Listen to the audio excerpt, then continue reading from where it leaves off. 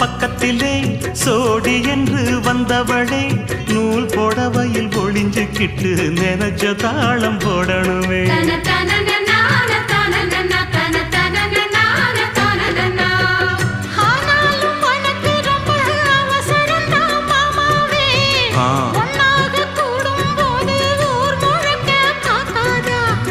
பார்த்தாலும் தவறு இல்ல பனியுறங்கும் ரோசாவே உன்னால சொத்த வச்ச மூக்குலதான் வைக்காதா.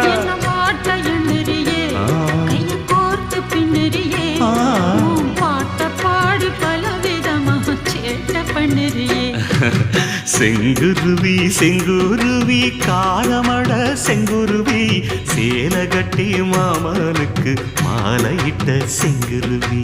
செங்குருவி